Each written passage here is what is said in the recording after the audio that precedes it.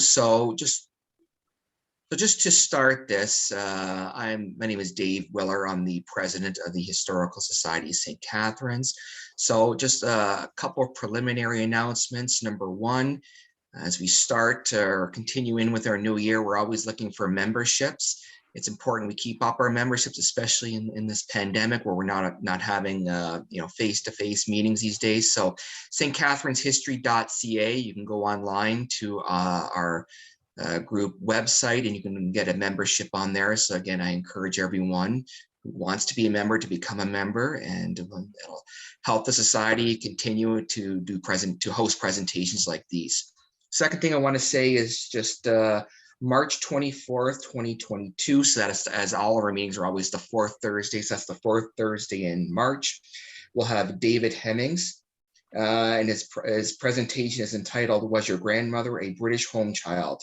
And then again, David Hemmings has given a number of presentations to the Historical Society of St. Catharines. He's written a number of books over the years.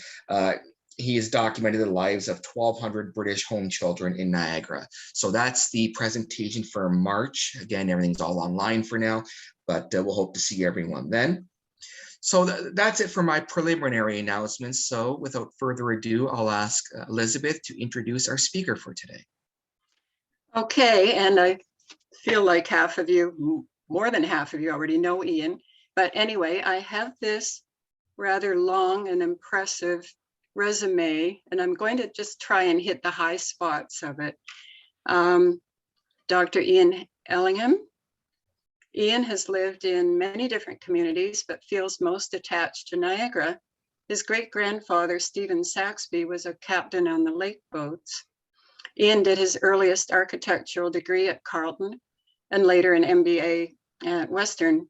For some decades, he was involved in project development, managing small house and retail renovations through to a major office building and 17 nonprofit housing projects. He received funding from the CMHC to produce the report, Alternative Methods of Financing Nonprofit Senior Citizens Housing, and created an ADA apartment demonstration project in Toronto, which formed the basis of life lease housing in Canada. In 1993-94, Ian and his family moved to Cambridge, England, where he did a Master of Philosophy in Land Economy. After a few years of consulting, he did a PhD in Architectural and Urban Studies, also at Cambridge. Ian is part owner of Cambridge Architectural Research and has done research for the British government and the European Commission. He also advises Cambridge PhD students in land economy. Ian has authored or co-authored 5 books and around 100 papers. He's fellow of the Royal Architectural Institute of Canada and current chair of the Niagara Society of Architects. Ian is married to Diana, who is a physician at Brock Health Services. They have 3 grown-up children. In his spare time, Ian sails out of Dalhousie Yacht Club and plays in the Niagara Klezmer Band. Ian and Diana live in a Nicholson Macbeth house in St. Catharines. Welcome, Dr. Ian Ellingham. Good. I guess, is this switched over now? We went through a dry run on technology here. So let me, if I can put the the PowerPoint into the system, I assume that it will just get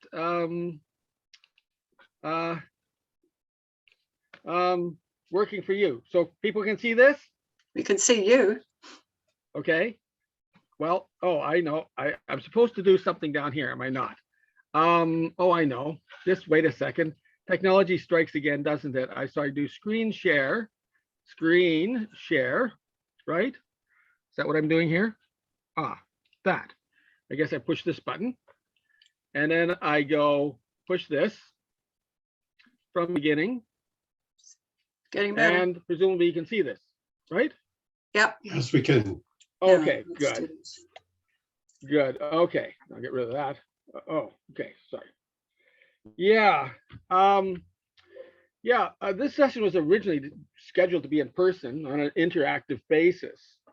And I find that, oh, just a second here. Oh, no, we'll do that. I find that people learn more and they're more entertained by participating. But the deal that unfolded was I'm doing something different today, and we'll do an interactive session at some point in the future when we can all share friendlier germs with each other. But in working through the material for this alternative talk, I rediscovered a bunch of things, some from my PhD research of a few years ago, as well as more research projects, and I was quite fascinated by the implications. And the little promotional bio noted numbers of things. And really, I am an architect. It sounds strange, but I've never done what most people think architects do. So you saw a number of the things I've developed. I've managed the development. I really haven't designed anything. Some of these are in Niagara, actually, because my earliest years were spent mostly in Niagara Falls. So as an undergraduate, I ranged quite widely. I spent some time in South Wales during the 1970s when the coal mines were being closed. And my undergraduate thesis in architecture was not a design, but a study of a little explored branch of geometry. And so more recently, I've been involved with a British consulting firm, one of those very strange entities that sort of hangs off the ends of European universities. And I've specialized in doing research projects dealing with two main areas: decision making and with regard to the human response to the built environment. And so these are some of the books. 5 of them I was a co-author, and I did an interesting chapter in that book on embodied carbon. And yeah, I live in the what was probably the first Nicholson and Beth house built after they got together. Did I spell Nicholson right? Yeah, I guess so. So I've always had this unusual role in development management and as a land economist. Some people find this curious, but the most interesting areas I find are at the intersection of disciplines. So I'm an architect, but also a member of the Association of Ontario Land Economists. And the principal examiner for a PhD was actually an eminent psychologist. And I publish in psychology journals and routinely speak at conferences in environmental psychology.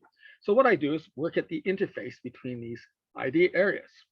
So I guess we should, oh, sorry.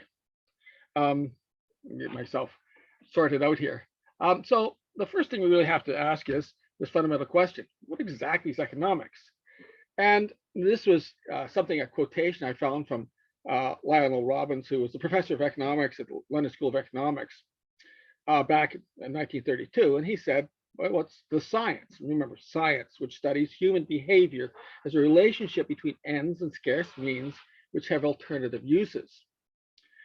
And this is interesting. Essentially, the whole area depends on the rational or irrational behavior of people. Hence, it's entangled with things such as psychology, sociology, politics, and organizational behavior. Now, the big name economists such as Adam Smith and John Maynard Keynes proposed theoretical and logical insights that allowed prediction of behavior, collective behavior, and as a proved government policy making.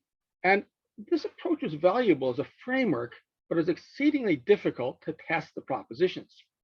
However, they were aware that the economics were inextricably entangled with psychology. But psychology really didn't exist as a discipline in the 19th century.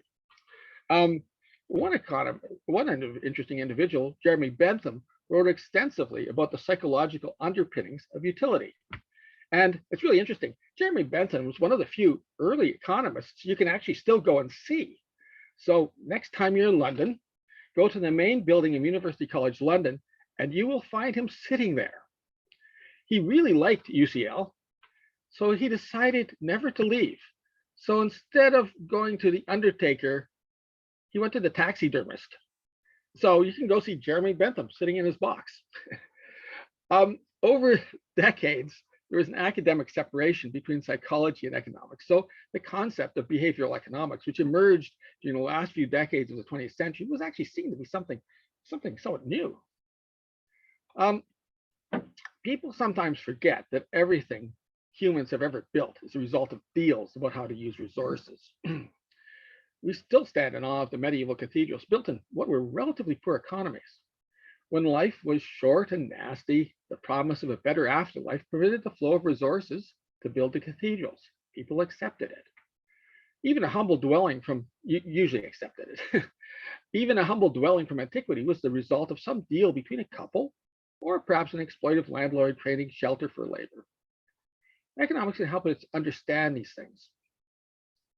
One reason for the emergence of the discipline through the 19th century is that with urbanizations and industrialization, a middle class emerged, one that could make choices according to their preferences, and not just to achieve mere survival. So let me explain a bit further. If you take some field of study, and this one shows economics, but it could be readily something else, psychology, sociology, political science, often there's a mainstream, but there are also inevitably a set of subdisciplines that are each looking intensively at a specific area, and these overlap. We have to think in terms of how various disciplines relate to each other. So often considering the same sorts of things from different perspectives. It's in these overlapping areas, many ideas are generated. I sort of put real estate as a general category because to me, heritage is inevitably about buildings and cities. People are often unhappy about this and guard their own little piece of mainstream turf, but these boundaries are only a couple centuries old. So you think of the concept of natural philosophy, which was the study of the natural world and included physics, astronomy, and biology. And it was often done by single individuals who addressed all these things. And one of my favorites, natural philosopher, is Christopher Wren, who most people don't know, through a large set of rather grisly experiments on dogs before anesthetics, demonstrated his hypothesis that mammals could live without spleens. And he also demonstrated what the rings of Saturn were. We know Galileo saw them, but he didn't know what they were. As an architect, he built a 3D model to explain.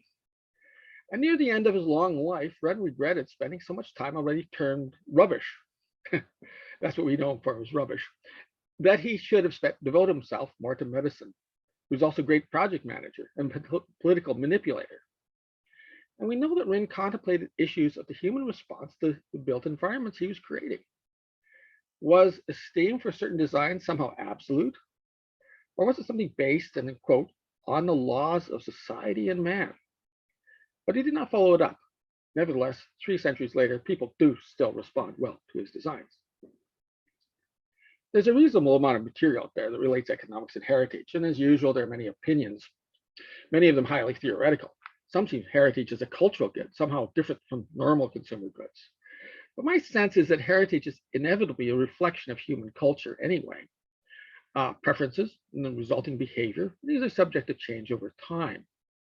Perhaps experience in real world development has given me an orientation to what we can see, experience, deal with, and sell. I vaguely recall an article in the Toronto Telegram when I was a child, don't ask me for the reference, saying that if Toronto did not remove the old city hall, the city would be regarded worldwide as a laughingstock. Now, some decades on, the tower gargoyles that were hacked off in the 1930s were replaced at substantial cost. Something had changed. My own PhD started with questions about how and why buildings came to the end of their lives. After working through quite a few papers, I realized that it had to do with consumer response. So I embarked on a set of experiments to explore the subjective aspect of buildings and urban settings that we occupy. So, what happened? Human behavior, both individual and collective, was fascinating. And understanding just a bit about it helps us understand what we see happening in the world. People didn't always value old buildings and artifacts. We all know that the interest in historical buildings was rather limited until the 19th century, with people such as Ruskin, Morris, and Viola and Leduc trying to figure out how to deal with older buildings. They were heavily under the influence of the Romantic movement, so sometimes attempted to create something romantically historical that never actually existed. Actually, some of these terms are fascinating. The Romantic movement was just amazing in some respects. But so someone explained to me that psychology and economics were kind of the reverse of each other. Economics uses a telescope, and psychology uses a microscope, with each attempting to understand the nature of the universe we can see and experience. The integration of two sometimes conflicts with traditional classical economics and its notion of the rational man. we've come to know that people are not always rational. The patterns of apparent irrationality are interesting, and we fall over them all the time. Yet, in our research at Cambridge Architectural Research, one of the projects we've done for the British government was fascinating. We found that apparent irrationality sometimes obscures a higher level of rationality. That's a lecture in itself, but let's leave that to some other time. So, where I'm going to, you're probably wondering. Let's talk a bit about numbers. Numbers are important. When I was at the early stages, affect audio quality, whatever. Early stage of my PhD, the college senior tutor, a very entertaining Irish agricultural economist who kept the college well stocked with rugby players and rowers, offered some advice. Here it is. If you don't know what else to do, go and count something. Okay. Almost anything can be counted. Very significantly, if you can't count it, it might not actually be there. The act of counting ensures that whatever you believe might actually be there. Can't count it, might not be there.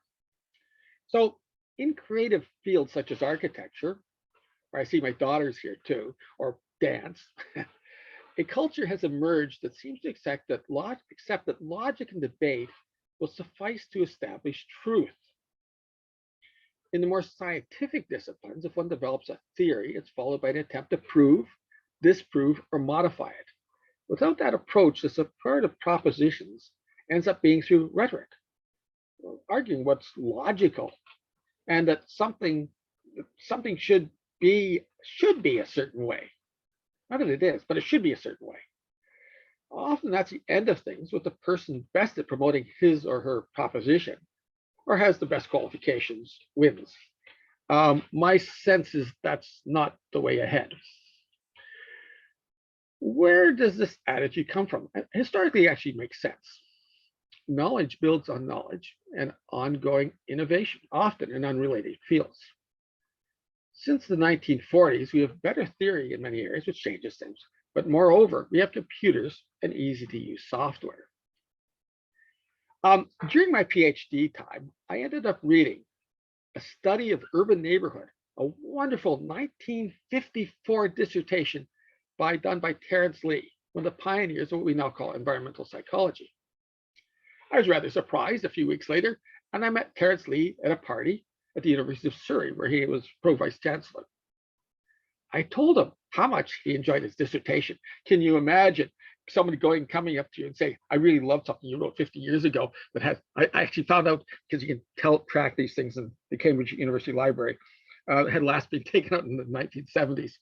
I told him how much I appreciated it, but I questioned. He used principal components analysis. And how did he do the computations? He said he had a grant, and he hired half a dozen undergraduates for a summer, given them mechanical adding machines, and managed to do one computation. I used the same mathematical technique and could do it in a couple of minutes on my computer. So I could run alternatives, subdivide my survey respondents into different groups, and run the process repeatedly to explore my data in much more detail than he could. So as a result of this amazing change, some disciplines, such as psychology and economics, have evolved from being speculative and attempts at logical to becoming experimental, quantitative, and analytical. We can now better test our hypotheses. But some fields haven't been as quick to change. Ones that embeds architecture, urban planning, and relating fields, including heritage. And that's a reason to go back to the special characteristics of buildings and look at them for a minute. Buildings in urban settings are exceedingly complex and difficult to fully understand. Each one's different. Even fast food restaurants sit on different pieces of land and in different contexts. Here, I used this McDonald's in Niagara-on-the-Lake to conclude my last book for all sorts of interesting reasons. It was subject to a fair amount of planning activity. They're long-term assets. Buildings can last for centuries and take years to create. This means they're subject to changing contexts. Technology, attitudes, cultures, and needs change over time. They're expensive, both initially and over their long lives. They're multi-attribute assets, so there are multiple dimensions that should be considered when dealing with them. And most of them cannot be understood in only objective terms, although a lot of people want to try to do that, especially in the 20th century, that past century. Consideration of subjective is quite important and has been one main area of my research. The other one is the demand can be insatiable. Here's a fascinating quirk. Most things we consume are subject to the limitations of marginal values. Think about almost anything. The more you get, the less valuable the next bit might be. You know, the classic example is an ice cream cone, which is nice on a hot day, but after you've eaten 19 of them, you probably wouldn't pay much more for the 20th. You might like accumulating books or cars, but at some point you may not have enough room to keep them. I like to talk about windows, hence the couple of windows at the bottom. A windowless room is not very nice, but if you have a small window, you get some outside light and can see what's happening outside. It might open it for some fresh air, but each additional piece has less value than the one before. And since windows cost money and have to be washed and sometimes replaced and lose heat, there's usually an optimum somewhere. And down at the bottom, we see a Niagara building, which is basically all glass. Okay, well, you have to think a bit about that. But buildings, especially housing, are different because the demand is often insatiable, that we'll buy as much as we can afford or think we can afford. In some ways, that's quite nice because we benefit from what people built in the past.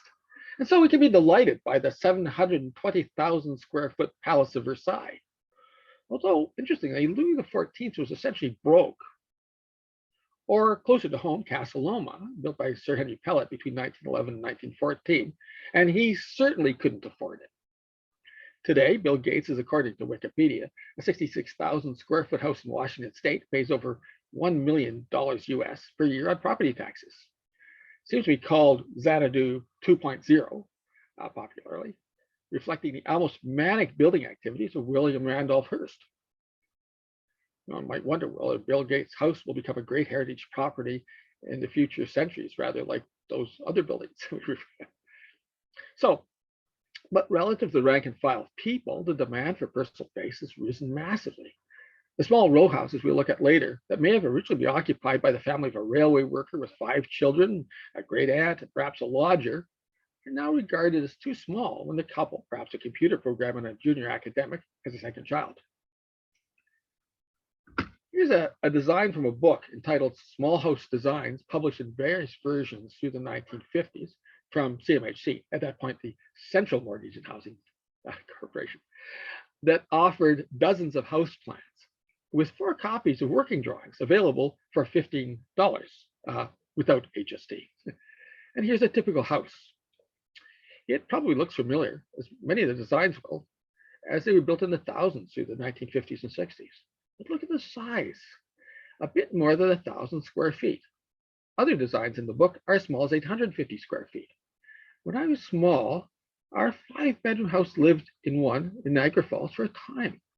Now our society is wealthier, at least many people are, or think they are, so we build large houses.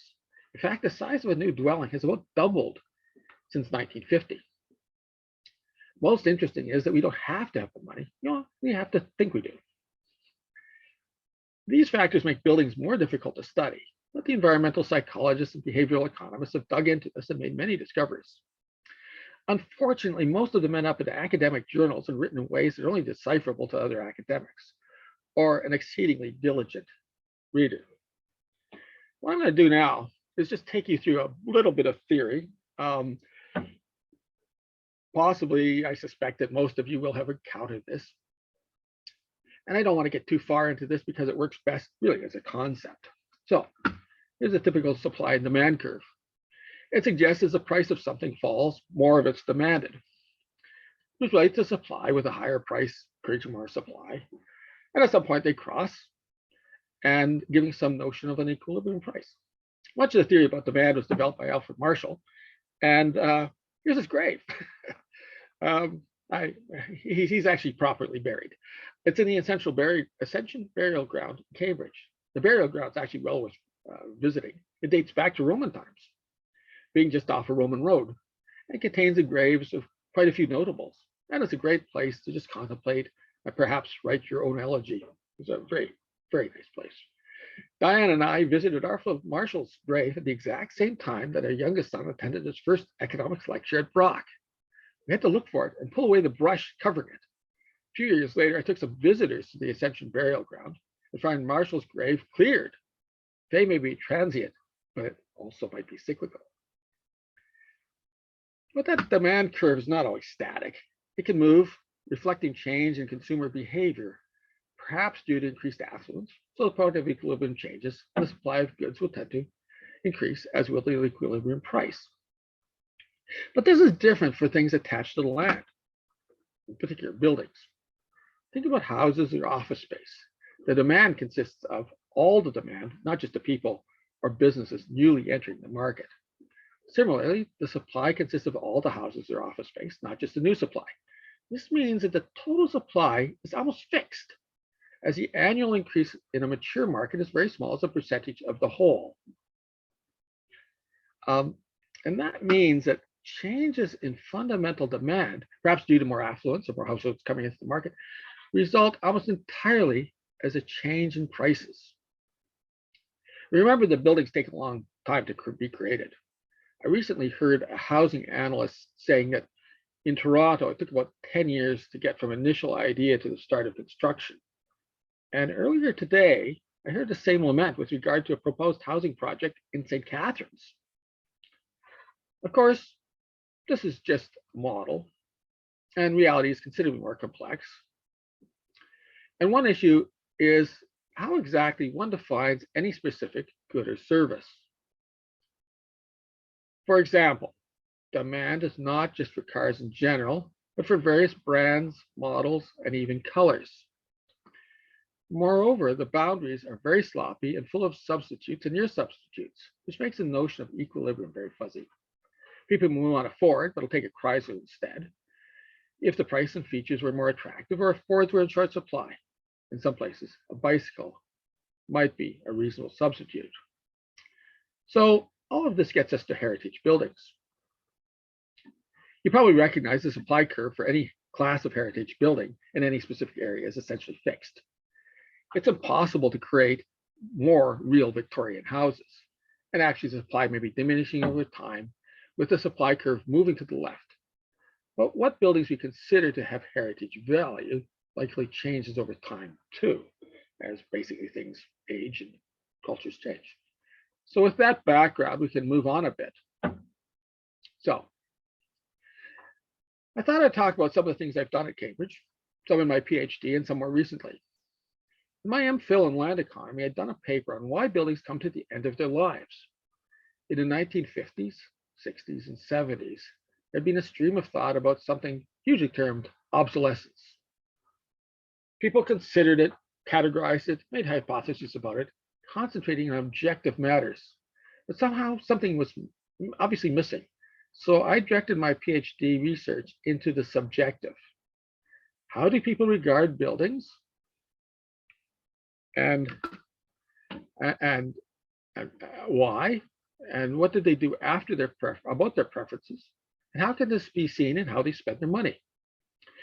After some trial experiments, this ended up looking at how people of different age cohorts and social status in one market evaluate the housing stock surrounding them. I sort of dealt with both ends of the psychology economics telescope, looking at consumer preferences and then linking them with what could be observed in the marketplace. In the main experiments, I used houses because they are consumer goods. The other bits of real estate tend to be enmeshed with other things. Few of us will take a job because we like the building, although we know that the building can affect our work performance.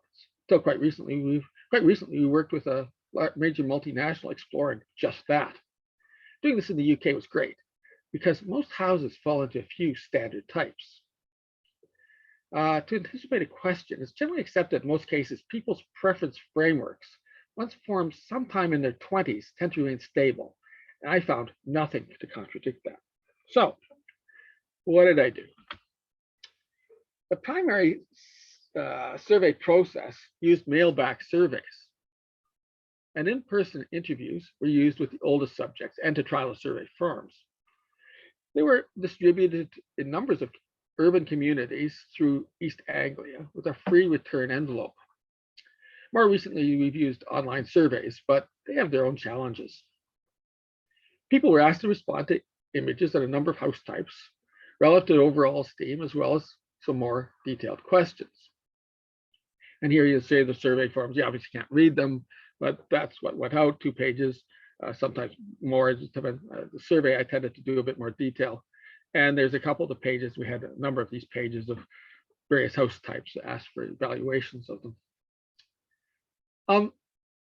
The responses were obtained from 802 subjects who gave 6,206 individual assessments. And they're classified according to age cohort and occupational group. And in the UK, many things are associated with social status.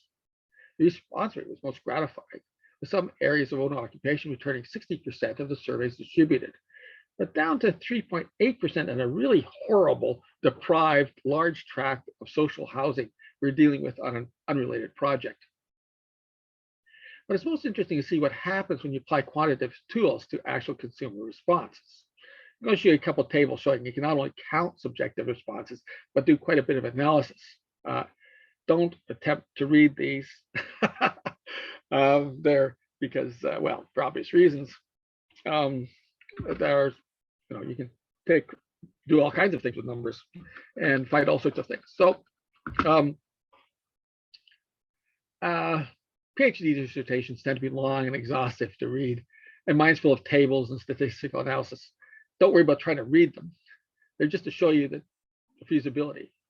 The graphs are more interesting in tables. I'll summarize some of the key observations. But if you want to read everything reflected in the tables, the dissertation can be downloaded from the Cambridge University Library website. So a couple of graphs. Well, it was readily apparent that different age cohorts did evaluate the various elements in the housing stock differently. You can pick one of the lines and follow it across to see what the different age cohorts expressed. You see the massive, if you follow the red line, you can see which are the Victorian and Edwardian houses. And we'll spend some time with these. And you can see that the older cohort, the line is down near the bottom, and over time it rises quite significantly so that it actually becomes the top one. And if you look at the far right, given the time the surveys take place, most of the last group was aged under 25, so their preferences were still being developed. Actually, that's something entirely different. I looked at younger people. I did things from they were 14 to 16 roughly, and I couldn't even figure out what they were up to. The results were, if there was meaning in it, I didn't find it. But you could also consider this house type. Here's one. This is an interwar builder house. And if you look at this, it starts off here. I highlighted it. It starts off quite near the top for the oldest age group, and it progressively falls and then sort of pokes along. And I think the reason for this is these were really the first houses built in large numbers to be owner occupied. Almost in 1900, almost all the housing in the UK was rented. And so this was a new notion. You buy the house. So the oldest group sort of kind of knew them when they were relatively new. And then it's really wonderful. And then sort of goes down and staggers along, largely because of the image, which is they came to be associated with sort of dull, lower middle class people working a meaningless 9-to-5 existence. But as well as overall esteem, we asked specific questions and attitudes about various house types. So, and again, a chart you really can't read, but on a 7-point scale, we asked numbers of questions, and they sort of included things like depressing, uplifted, spacious, craft, cramped, usefulness, useless, and so on. And when we submitted it to principal components analysis, you came out with three different, three different dimensions, and what we called three different things: a socio-aesthetic dimension, a serviceability, utility, and functionalist dimension, and a very subordinate cleanliness, lightness, and newness dimension. What was interesting was the different groups weighed these dimensions differently. In other words, when they're compiling their overall assessment, they lower people with lower social status put more weight on the utilitarian dimension, and younger people put more on the socio-aesthetic dimension. And so I think that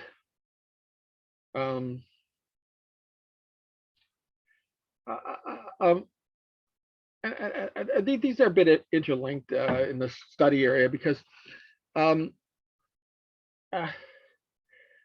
what happens is that when you look at an area like this, when you look at this, you just saw in the older group, well, the younger groups had fewer, coal miners and dustmen and railway workers, industrial laborers, and a lot more computer programmers. But we did separate this. But we didn't look at all the houses. I just put this one in because I particularly enjoy it. This is a very, very functional, useful, rational house. After World War II, there was lots of metal around the UK, old tanks, ships, and aircraft, but they didn't have much money to import wood. So this sort of thing was built. If you had no choice, this was a great house. It's sort of like living in a mobile home. It's telling that this one's in a museum. It's an odd bit of heritage, but indeed it is a heritage building. But if someone are in everyday use, and when you encounter people who live in some of these buildings, and we did this relative to a housing estate, and you went out and you interviewed it.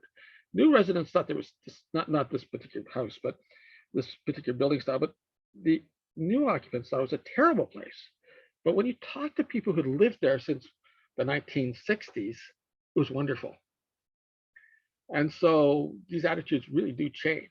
So in 1947, it would have been a great house. Anyway, so what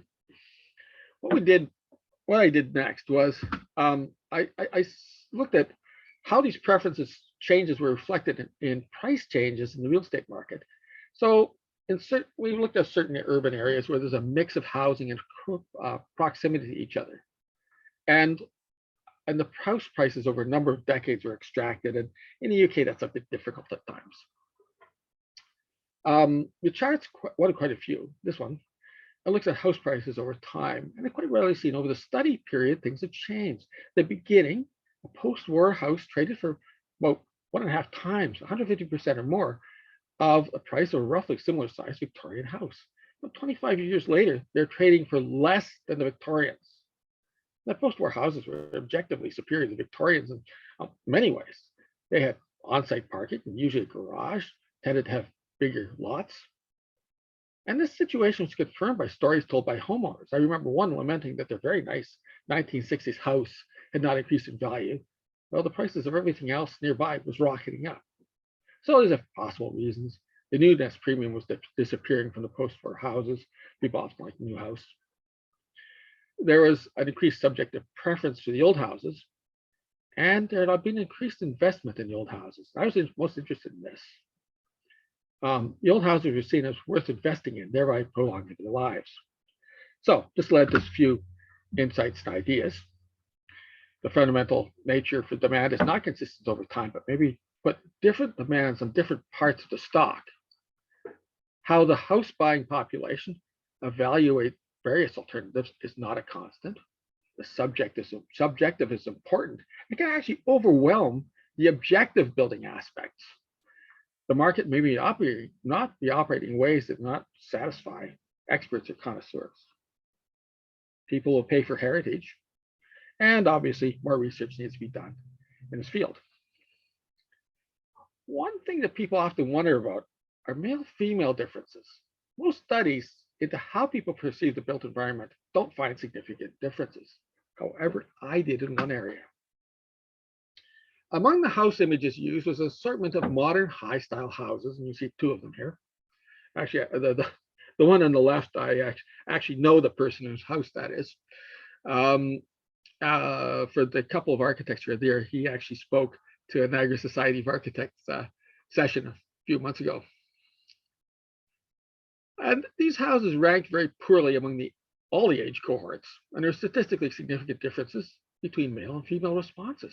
Simplifying, the males preferred them more than the females. I've included a little graph that shows that relative to almost all the socioaesthetic and serviceability utility questions, the males ranked them higher, but lower on the cleanliness and lightness dimension. Still interesting to think about this. Doing a bit more research would be interesting to find out why this happens. Working over old material often leads to more research. I think I know why this might be the situation. In a couple of other experiments funded by developers, we know that for most people, the big factor in determining building esteem, at least in Europe and North America, is whether it has a pitched roof or not. And many of the high-style houses we use did not. The importance of this factor cannot be underestimated. I wonder if females have a stronger pitched roof preference. Well, I got a pile of data around, and I might do a bit of analysis and see if I can extract something. Anyway, there's some fascinating parts of the human response puzzle, and I looked into some of them, but just a couple might be of interest today. So, replacement windows. I looked at the implications of replacement windows in the interwar stock. Actually, I fell across this area by accident, having included a house with replacement windows in the initial main survey. And in the interview process, trialing the survey, there are a couple of comments about that. So I undertook a secondary investigation. Two common forms were used at the experiment, one being Addison Act houses, those are the ones at the bottom, were council built just after World War I, and the other being the typical semi-detached house built for occupation. Over the years, many of these had received what you and I probably will see as inappropriate window placements, typically aluminum frame picture windows. In more recent window upgrades, most homeowners seem to be using fairly expensive windows that were indistinguishable from the originals unless you work very closely. I photoshopped typical examples with the original windows and with picture windows, and used them part of a larger survey to explore the implications. The window change clearly affected the overall scores assigned by the different age groups. Without getting into the detail, and I'm just picking through, the one house form. The interwar builder houses, the younger age groups, the higher socioeconomic status, gave higher overall star scores to the houses with the original windows, while respondents over 60 scored their houses with replaced windows higher. And a somewhat similar pattern exists for the interwar council houses, although they didn't suffer the longer-term overall score decline of the builder houses. It's understandable when you read against overall results. The main experiment showed that younger consumers were paying relatively more attention to the socio-aesthetic aspects of the houses than the older groups, so respected the original form more. To an extent, you have to understand the issues the older and poor households have faced. The older group saw interwar economic uncertainty, World War II, and in the UK, post-war austerity. They could not assume that a house offered decent shelter and amenities. I interviewed a couple who talked about having to leave their blitzed house, destroyed during the Second World War, and rent something in a basement where water ran down the walls. To further the story, he was an electrician who in the post-war period was busy installing electricity in houses for the first time. During that interview, their late teen grandson appeared and he was amazed by their story. He just assumed that houses were watertight and, well, more or less heated, this is England after all, and had electricity and indoor plumbing. He found his grandparents' house to be incredibly boring, and I did too. To that generation, his grandparents, improving a functional aspect of the house, such as reducing the cost of heating and increasing the comfort, was important. Incidentally, that older group also did believe the picture windows increased the perceived status of the house, presumably believing everyone thought as they do. This underlines the importance of getting out there and counting people in the field. It's a great adjunct to counting activities. Sometimes people will pick up things you overlooked. That's why I like to trial surveys through an interview process. That is relatively safe. I can only recall 2 occasions that were physically threatening. One was an elderly lady in a long-term care home who planned to beat me with her cane for not knowing about her previous employer, which is a long defunct retailer. Now, and getting back to sort of conceptual supply and demand curves, we just remember that these curves exist not for aggregates, but for individual elements of any good or service. We're interested in heritage buildings, and we have to think of Victorian buildings, those things that make up so much of the stock in North America and Europe. But in the UK and the Canadian housing stock are quite a few reproductions of various levels of faithfulness to the authentic. Strangely, this led me back to an area where it's just fascinating when I was an undergraduate.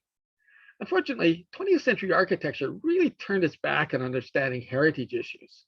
And for my explorations into it in architecture school, I received a sharp rap on the knuckles and an F in a course. So in my survey efforts, I asked some of the respondents to indicate a date range for the houses. And I found that most people could tell the authentic from the reproduction, no matter how good the reproduction. And so if you look at this little chart, you can see that of the reproductions, almost 60% dated them reasonably properly. And almost 3/4 of people put a really good date on the period of time of the authentic houses, the authentic Victorian Edwardian. There were some Edwardians. There's numbers of Edwardians in that pile. And if you look at it, and so this is really interesting. Most people can recognize the authentic and the reproduction. Now, later, I repeated this on a small scale in Canada and found the same thing. So given my architectural background, I know that such buildings are seen negatively as fakes and dishonest, although I never really did figure out exactly what that meant. I find it interesting that most people don't seem to care and happily consume them. We know, in fact, we know that, in the golden era of Dutch painting, most of the works were not done by the great masters, but were copies produced in the hundreds. I wondered about the cues that people use to separate authentic and reproduction. Perhaps it has something to do with dirt and the inevitable roof sags one finds in many older buildings, or in some detail that's just not quite right. I mean, I find it hard. I think the chimney on this are maybe a bit skinny. I don't know if anybody notices that. But perhaps you may not know this, but on some Nicholson and Macbeth buildings, there's a built-in ridgeline sag, such as Glenridge School, and this one on Yate Street at Norris Place. If you look closely at the drawing at the top, you can see the sag on the elevation drawings. This is the design drawing, and the roof has this wonderful little sag in it, which I think is remarkable. And you see the house down there, you can't see the sag for the trees. At Cambridge, I had an office next to Tony Baggs, a noted architectural archaeologist and historian. I recall he had a method of artificially aging bits of building by applying cow excrement. Although I see from the internet that one can also use yogurt. Sounds a bit expensive to me to cover a building with yogurt. Manure is cheaper. So we also put together what are called perceptual maps. When I say we, I usually mean me, but anyway, royal we. So these were plotted to show the movement of various house types over time relative to the 3 dimensions of opinion, suggesting what should happen as different cohorts came to dominate the housing market in East Anglia. Here's one showing the 2 principal dimensions. All 3 is in 3 dimensions, hard to show. And have highlighted the authentic and reproduction Victorians, red and blue, respectively. In this, you can see how the lines between the 2 types are close and move in close parallel, with a gap catching up for the younger groups. There's a big gap between the 2 forms among the oldest group. And to me, that's one of those enigmas should be followed up, but it's now impossible to explore further in that cohort of the population, is becoming increasingly difficult to access. But finding curious things is one of the most important drivers of more research. There is a statistically significant difference in the cleanliness lightness dimension for this. The reproductions were ranked higher in that respect, perhaps not surprisingly. and integrating that into overall esteem, put it close to the authentic buildings. In our conceptual, in my conceptual supply and demand curves, while authentic Victorian Edwardian stock was a fixed diminishing quality, many people seem to be accepting a reproduction as just as good or perhaps better. Or perhaps we'll find an interwar or authentic or reproduction as a decent substitute. So when people come to esteem heritage more, not only can they increase the price of authentic heritage buildings, but builders will attempt to increase the supply by building reproductions of various levels of alignment with the authentic. And if you look at what house buildings have been creating, you see they're not building the functional split levels and bungalows of the 1950s and 60s. Today's house buyers have a different demand structure. And there's nothing new in this. People be building reproductions for hundreds of years or more. How authentic do reproductions actually need to be?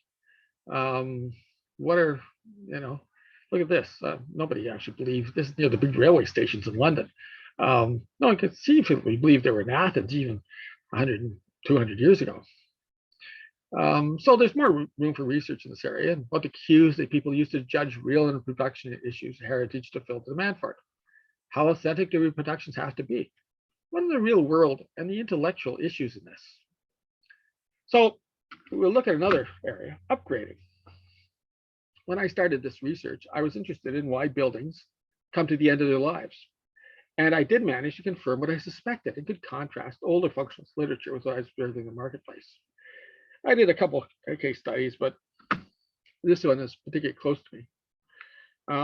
This is, believe it or not, this is a street on the left. I lived on the street for a period of time, for a year in Shepherd's Bush. And that's a photograph I took of the other side of the street. Actually, it's photographing that rather interesting car. It's a 1950 Mark V Jaguar. And I don't think it moved the entire time I was there. And what's changed is that this area's changed dramatically. The old kitchens and marginal plumbing have been replaced. The leaking roof and rising damp arrest. Many houses have been extended, and the attics made habitable. Front yards cleaned up, traffic calming. And that accounts for part of the price increase, but the improvements only result from increased esteem. A previous generation might have thought the area only worthy of slum clearance. And closer to home, we're seeing this down the street, and it's going to absorb a lot of money, although it'd probably be cheaper to knock it down and start over, but it's being rehabilitated and reconfigured. It won't be the same structure afterwards. Now, I'm just going to go through this fairly briefly. Another Cambridge initiative was to look at attitudes to conservation areas. And these are essentially heritage districts where there are rules for the entire area, not just individual buildings. We did this in a couple of areas. This actually, one of these is a we, one of them, this one's an I. And one explored was just outside our office, so easy to access for surveying and to collect verbal opinion. And currently, one of these very modest 2-bedroom row houses goes for about £500,000. A house condition survey down in 1971 showed that in this area, 40% of the houses, this is 1971, 40% of the houses had no bath. There's a bathhouse down the street, and 36% had no inside toilet. They're a lot better now. So in this one, there are 564 surveys distributed and 266 returned, response rate of about 40%. But on the more affluent and historically intact streets, over 60% were returned. One part of one street, more were returned than were distributed. People can sometimes get very passionate about heritage. And we did some contacted non-respondents and so on, which has had its own effect. So it explored age and occupation. I could spend hours talking about this, but let's just look at how people responded to the question what was important and important for the government to control. The responses were divided into 4 groups that sort of occupied the area. There's the old economy, and these were the traditional working manual occupations. And there's a declining group in the area, mostly older. The new economy, and something funny there. And they were the economy, whatever, under age 60, attended full-time school after age 17, currently professional, low-level managerial, skill, technical employment. High achievers, and they're over 30 and they're more 15. We asked about foreign travel within the past, managerial, professional, or high-level occupation, and then an older higher education, and this is Cambridge, so they tend to be older academics. And there's quite a bit here, but let me extract just to summarize a few things to show differences between the groups. People were asked to select from a large group of adjectives, a lot more than there are here, that they thought described the area. We classified them as positive, negative, or simply descriptive.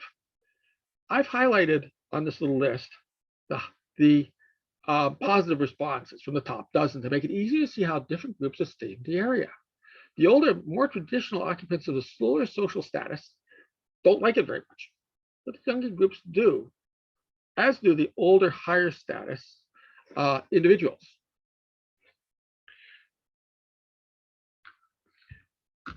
And then you looked and saw the main question set was about what aspects of the area are important for the local authority to control. I know you can't read this, but I can tell you some of the main findings.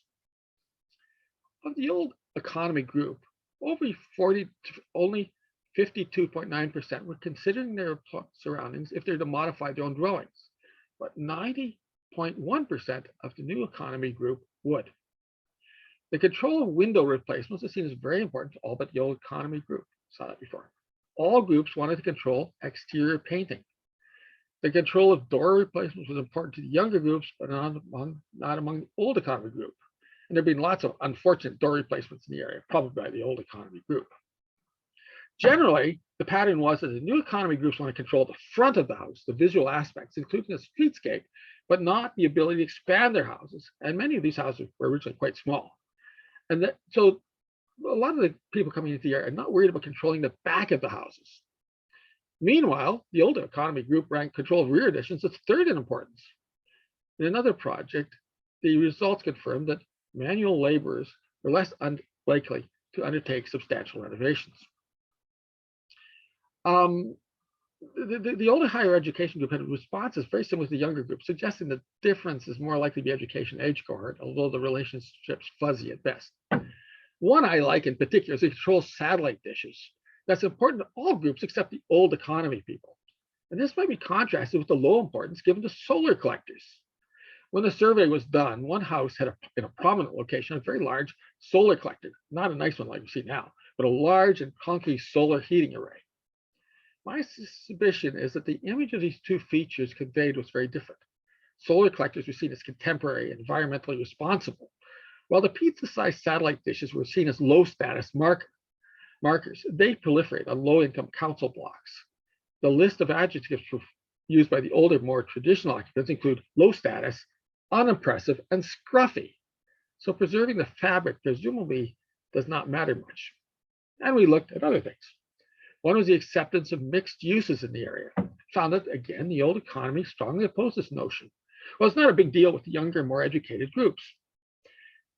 In the results, I suggested this is due to more familiarity with working at home among those groups, a greater confidence in personal and social economic status, or that the terms used in the survey meant different things to the different groups. Interestingly, working in residential areas and homes was quite common in Victorian times. They didn't have the division between the planning divisions that we have now. And archaeological research in Chester found in smithies, nail making, and glove making. That was really interesting because it had the attendant raising of cats and tanning of cat furs. In fact, the mind boggles. Well, the current commercial uses of our study area included an architect's office, a bookbinder, an internet operation, and Cambridge Architectural Research's own offices. And presumably, people are familiar with in-house activities. In my older St. Catharines neighborhood, many houses were originally set up for working at home, but the people were lawyers, stockbrokers, and businessmen, so had generated a few externalities that neighbors worry about. This is one of a couple of similar surveys we did. Another in a more upscale area was done in conjunction with the city of Cambridge to explore attitudes and conservation issues before designating it as a conservation area and before it became a political football. What were important issues to the residents was known in advance. So the process was not dominated at a public meeting by the person with the biggest mouth. Having been through numerous planning processes, I wish we could do do more this way to understand the real attitudes in neighborhoods. Now, okay, so in conclusion, this will be quite a collection of bits and pieces, perhaps because understanding heritage means de-engaging with a collection of multidimensional variables, most of which find their origins in human behavior. This means that the entire field will remain elusive and subject to change as societal values evolve. Now here's a few thoughts. Perceptions and values in the population are not constant, but change as various age cohorts move through. It's possible to count almost anything as a way of studying it. Even slippery things like how people regard their physical surroundings can give us better insights on how to create and manage the built and natural environments. What's that, Ian? Yeah, sorry. Yes? Hi, Ian. Hi. How's it going? That was a Good. great, yes. What was the Oh. question? I kind of didn't hear it. There was some chatter in the background. Oh, I don't know. Let me just finish up. I'm just at the end. Okay, sorry. That's right. That's all right. It's been great so far. Oh. Enjoyed it. Okay, good. Thank you. Anyway, I'm almost done. So anyway, let me just wrap this up. Sure, go ahead. Yeah. One of the things is that I think that it suggests that putting the hat on like of an economist or a psychologist will help in understanding how to develop heritage policy. And that means from the micro to the macro scale. And, you know, we saw that there are three axes of opinion that probably are reasonably robust. The functionality, the serviceability functionality, socioaesthetic, and sort of this notion of cleanliness, lightness, and newness. And observable price changes in certain parts of the building stock should result from changes in consumer preference. And I think this is interesting. Esteemed buildings tend to survive in affluent economies and attract investment and improvements, again ensuring their survival.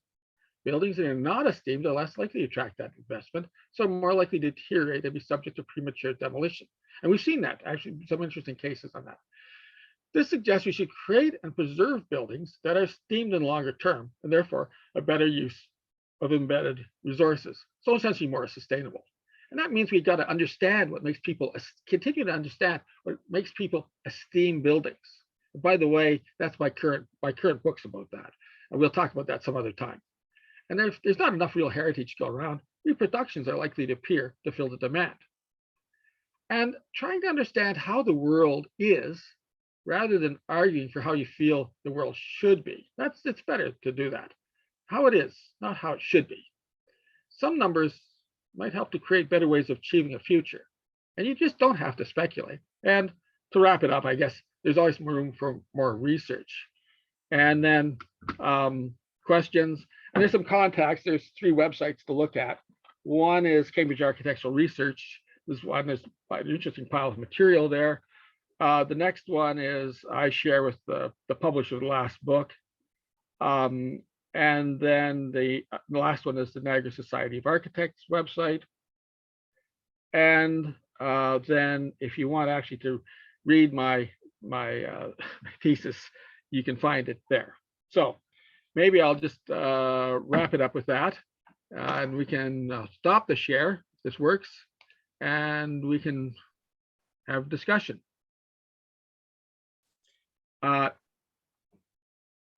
Did the technology work? Point? Yeah. Yes. Go ahead. Are there any questions? You can start, raise your virtual hand. We can, or sometimes people put them in the chat box, but are there any questions? Paul, Not in the way of a question, but an observation, if I may. sure.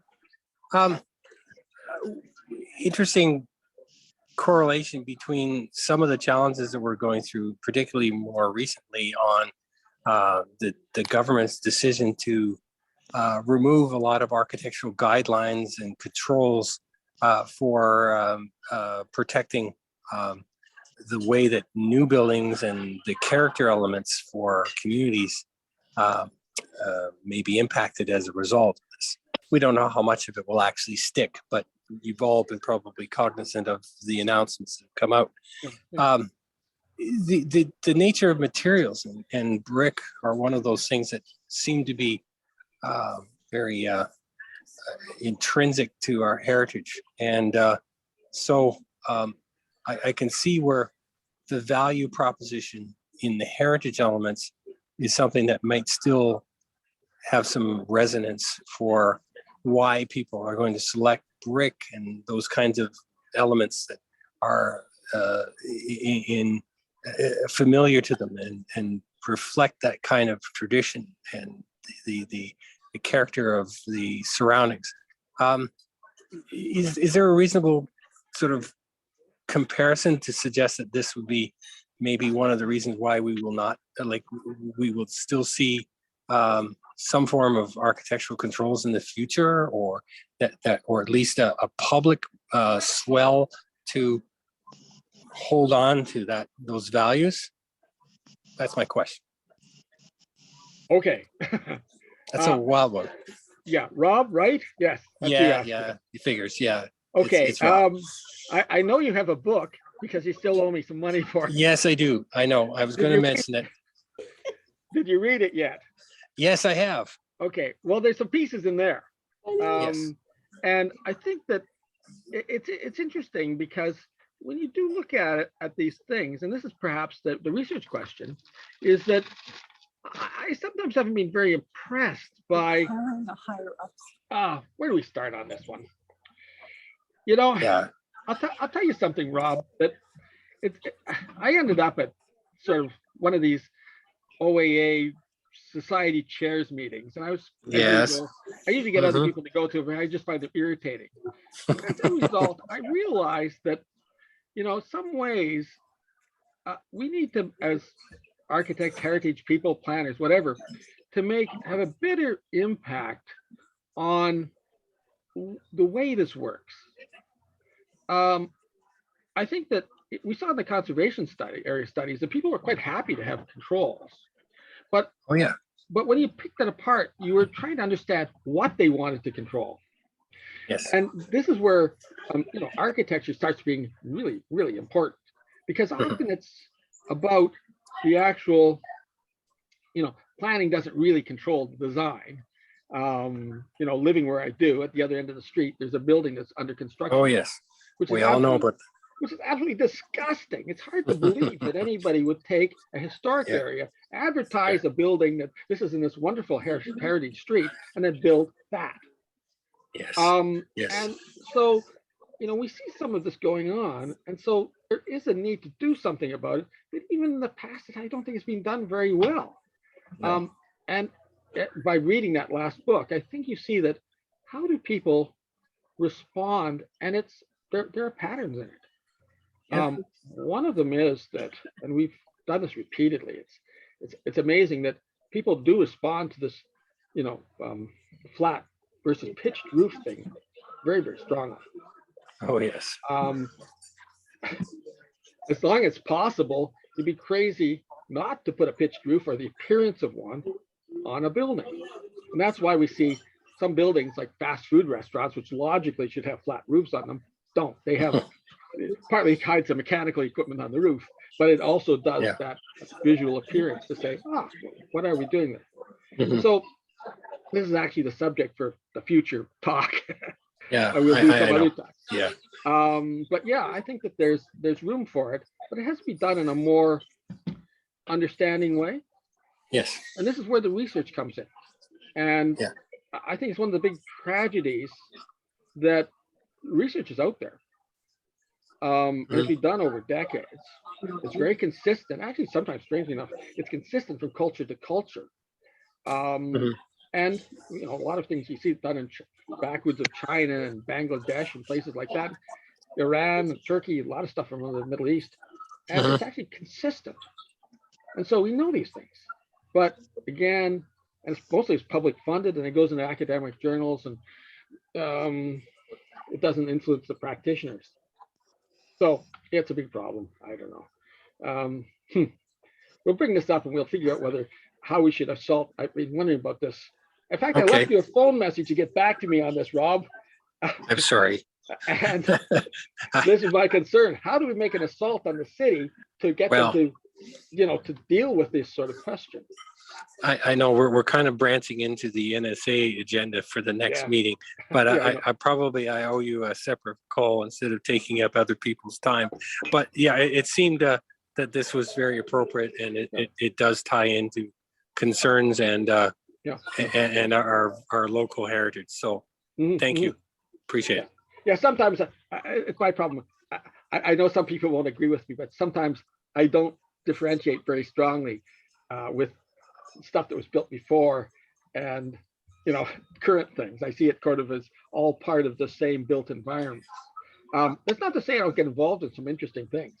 My UK side is really fun, and one of the things they do is heritage studies for buildings that are going to be dealt with, because I did go and sit in the a few years ago, rummage through the building applications, the building permit applications in City Hall in Cambridge. And I found that over half of them actually came with a listed building consent, which means that they were dealing with a building was somehow protected. It was a conservation area. It was actually a listed building. Yes. And so, but we do these studies, and that's not my main thing, but I occasionally get roped into them. And one of them was fascinating because it was a Victorian building, and it's fine. And you look over it, what's important, da da da. And when they broke it up, but they started jackhammering the floors, they found that was where they found the Roman mosaics. Oh, the Roman yes. mosaic flooring that we built over a Roman building. So, yeah. So I see these things.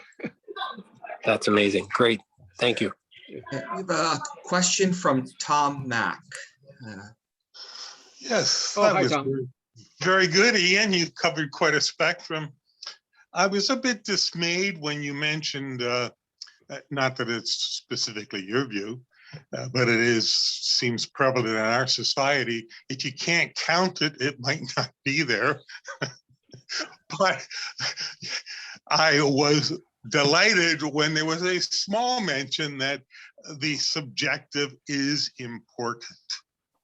So my question is, how important is this subjective? Like, is it sort of like, well, we'll throw some in, or is it fundamental? You know me, in my case, the subjective is vital. Yeah, I think one of the pieces has to do with what I was talking about that couple that had been blitzed out of their house during the war, and their comments, which was that because of the situation they're in, if you're a lot of these, I think the more affluent you are, the more you take for granted those objective things, and the subjective becomes more important. So in that we live in what seems to be a relatively affluent society, the subjective becomes more important. So you see that as being important right now in this time period in Canada? Oh, yeah. Oh, sure. Yeah. Yeah. Yes. Yes. Thank you. And you can study. That's what I've enjoyed studying. The whole notion of being able to understand how people, in fact, do perceive things. Quite apart, and that's where I started, was looking at old literature from the 50s and 60s and then into the 70s. So why do buildings come to the end of their life? It's because they no longer function as a warehouse or a shop, or it needs to be upgraded because the lighting is not good. And then you go, well, yeah, but, and so there's a change in maybe the way we approach buildings, that they become better to upgrade. And in fact, that was one of the things that it's hard to demonstrate, but I suspect, as a result of looking at some of the data, that probably about a quarter of the value of the houses in some of those subject areas could be attributed to subjective aspects of it. And so it's being priced in the marketplace. Don't ask me to explain that, but that was only a feeling from looking at those, the contrast between how prices to mind for me is as I drive around and I see these large swaths of modern dwellings. Mhm. To me, it's all objective. You know, a developer comes in, he has 4 different styles of houses. A year or 2 later, they're all there. I don't see a lot of subjective influence there. Yeah, but you notice they're very different from when he was building in the 1950s. Yes, they are. Yes. Mhm. Yeah. And sometimes what happens is this: the house builder comes out and he's actually got half a dozen, maybe a dozen different plans, designs, and so on. The house builders build what sells, and it's often interesting to look at the marketplace and say, what have they done to do more than just the objective building a decent house? I mean, those houses that you saw in those CMHC design books were very good. In many ways, they're laid out well. They could be well constructed, although we'd put more insulation, better windows in them now. But that's not what the house builders are building now. It's changed. Thank you. Yeah. Patrick Little has a question. Ian, good evening. Hi Very there. interesting. My legal career has been involved in the acquisition, in some cases, the remediation of the surrounding soils, but the restoration and conversion of heritage buildings in Port Dalhousie and in Meriton. Mhm. But one of the things that we have encountered throughout, and I have a working knowledge of how to be involved with the municipal authorities, but is the interface between taking a building, a Victorian building, Mhm. perhaps industrial or commercial, and then trying to go through the restoration and conversion process and coming up against the present building code. Yeah. And one of the major difficulties in coming to grips with not so much replicating, but in maintaining a heritage feature is that it's pretty well restricted to the exterior. The interior, Yeah. in order to comply with the provisions of the building code, and let alone the modern requirements for plumbing and heating and HVAC and so on. But one thing that intrigues me at the moment is a 3rd floor Victorian house with the requirement, ostensibly, that if you are going to make use of that 3rd floor, you have to put an exterior 2nd exit, which then interferes considerably with the aesthetics of the design. Mhm. We talk about the impact of imposing modern standards for buildings that were built before those standards. Yeah. Yeah. I know. There's numbers of policies, not just those that do come in and interfere with, older neighborhoods, where you find that the standards that have been put in place blanket across a whole area, the whole city, really maybe reflect newer suburbs than the older areas. I don't know. Your particular question, I don't know. Maybe Rob, do you want to comment on that one? Because I know we've got, or Harold, or anybody else who's a little closer to those front lines than I am. Anybody? A great deal of silence. Yeah, Ian? Yeah. Yeah, Harold here. I mean, the issues are meeting the current building code is a real challenge, even for new buildings. So I sympathize with what you're talking about, Patrick. There's part 11 of the code, which allows sort of various modifications to the requirement of the code, and there are also alternate compliance measures, fire alarm systems, and electronic gizmos and devices that are perhaps less intrusive that might help out a little bit. In some cases, windows of a certain size would be considered as possible exit. There are a lot of issues, but it is a challenge. And, I know that in your past projects, you have met the challenge. So good luck with this. Thank you. Yeah, thanks. Thank you. So I think that's it for the questions from what I see here. I don't see any in the chat. So on that note, I think we'll close today's meeting, and I want to say thank you to our speaker, Ian, for the presentation. Very informative. A lot of our members are obviously interested in heritage. That's why we're part of this society. So I think that'll be of great interest to our members. Thanks again. And I'll say for myself, I'll forever be disturbed by that Jeremy Bentham that you showed there. I was not aware that that's how he spent his post or his afterlife. It's not very utilitarian of him, but I guess that's irony. But anyways, thank you everyone there, and we hope to see everyone 4th week of March for our next presentation. Thanks and have a good weekend. Bye-bye.